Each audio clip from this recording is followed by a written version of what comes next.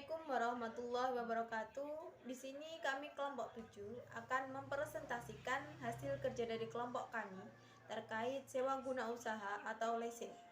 Sebelumnya saya akan memperkenalkan anggota kelompok saya. Yang pertama Neni Fitriani, yang kedua Alia Sarwa Rohmawati, dan yang ketiga saya Yayu Susilawati.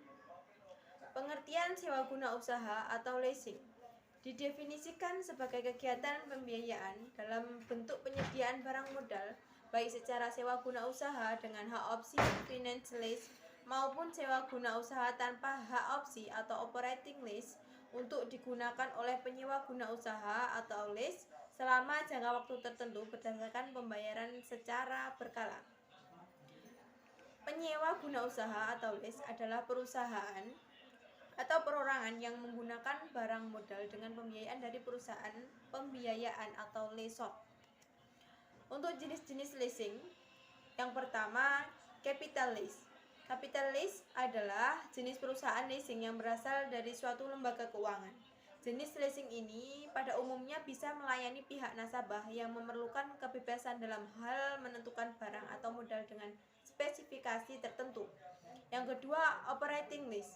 Operating lease adalah suatu jenis perusahaan leasing yang mana pihak lessor akan membeli barang untuk disewakan kepada nasabah dalam kurun waktu tertentu.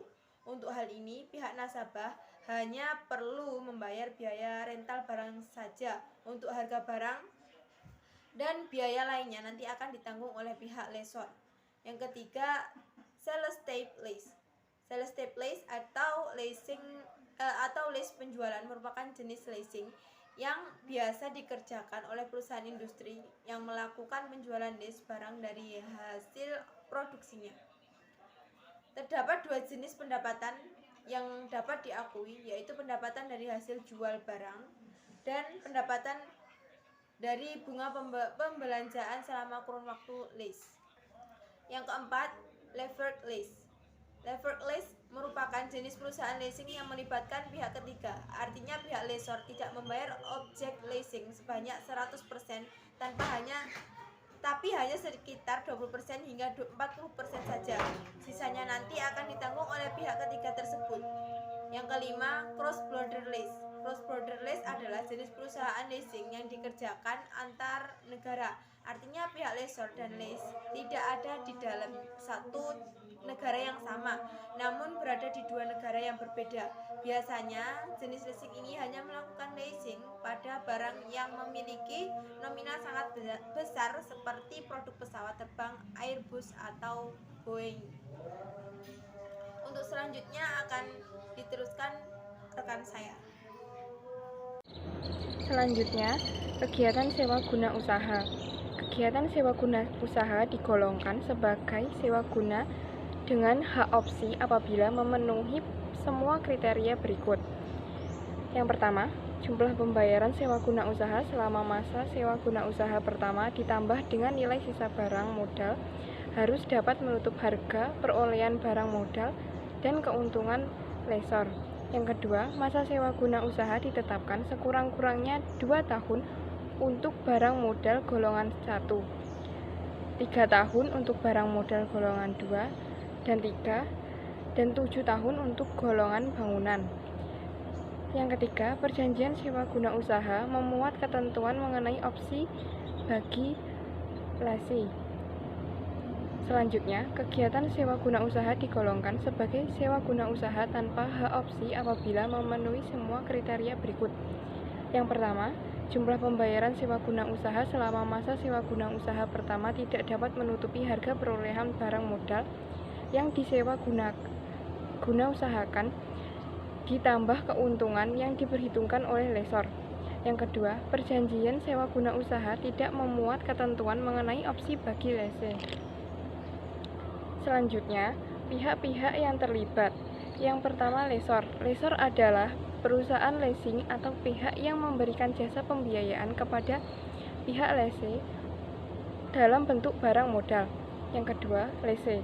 Lessee adalah perusahaan atau pihak yang memperoleh pembiayaan dalam bentuk barang modal dari lessor. Yang ketiga, Supplier. Supplier adalah perusahaan atau pihak yang mengadakan atau menyediakan barang untuk dijual kepada lessee dengan pembayaran secara tunai oleh lessor. Yang keempat, bank atau kreditor. Dalam suatu perjanjian atau kontrak leasing, pihak bank atau kreditor tidak terlibat secara langsung dalam kontrak leasing. Namun, pihak bank memegang peranan dalam hal penyediaan dana kepada lessor, terutama dalam mekanisme leverage di mana sumber dana pembiayaan lessor diperoleh melalui kredit bank. Selanjutnya tentang mekanisme transaksi leasing. Mekanisme pembiayaan leasing dapat dilihat dari jenis transaksi leasing yang secara garis besar dapat dibagi dua kategori pembiayaan, yaitu leasing menghubungi supplier untuk pemilihan dan penentuan jenis barang, spesifikasi, harga, jangka waktu pengiriman, jaminan purna jual atas barang yang akan di-lease. Lessee melakukan negosiasi dengan lessor mengenai kebutuhan pembiayaan barang modal. Pada tahap awal ini, lessee dapat meminta lease quotation yang tidak mengikat dari lessor. Dalam lease quotation ini dimuat mengenai syarat-syarat pokok pembiayaan leasing antara lain keterangan barang, cash security, deposit, residual value, asuransi, biaya administrasi, jaminan uang sewa, dan persyaratan-persyaratan lainnya. Selanjutnya, lessor mengirimkan letter of offer atau commitment letter kepada lessee yang berisi syarat-syarat pokok persetujuan lessor untuk pembiayaan barang modal yang dibutuhkan lessee tersebut. Apabila lessee menyetujui semua ketentuan dan persyaratan dalam letter of offer, kemudian lessee menandatangani dan mengembalikannya kepada lessor. Selanjutnya, penandatanganan kontrak leasing setelah semua persyaratan dipenuhi lessee.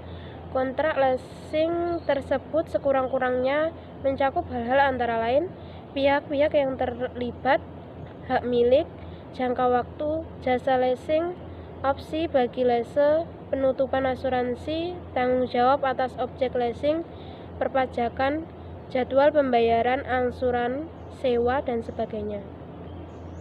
Selanjutnya, pengiriman order beli kepada supplier disertai instruksi pengiriman barang kepada lessee sesuai dengan tipe dan spesifikasi barang yang telah disetujui. Kemudian kesimpulan, dengan semakin berkembangnya dunia bisnis, maka semakin banyak perusahaan yang terjun ke dunia bisnis. Dengan semakin banyaknya perusahaan yang terjun ke dunia bisnis, maka semakin banyak kebutuhan dana dan modal yang harus dipenuhi oleh berbagai perusahaan. Hal tersebut mendorong industri bisnis yang bergerak dalam bidang pembiayaan yang disebut lembaga pembiayaan. Leasing termasuk ke dalam salah satu bentuk lembaga pembiayaan karena yang dikatakan dengan lembaga pembiayaan adalah suatu badan usaha yang di dalam melakukan kegiatan pembiayaan dalam bentuk penyediaan dana atau barang modal dengan tidak menarik dana secara langsung dari masyarakat. Sedangkan leasing adalah setiap kegiatan pembiayaan perusahaan dalam bentuk penyediaan barang-barang modal untuk digunakan oleh suatu perusahaan untuk jangka waktu tertentu, berdasarkan pembayaran secara berkala disertai dengan hak pilih bagi perusahaan tersebut untuk membeli barang-barang modal yang bersangkutan dan memperpanjang jangka waktu leasing berdasarkan nilai sisa yang telah disepakati bersama.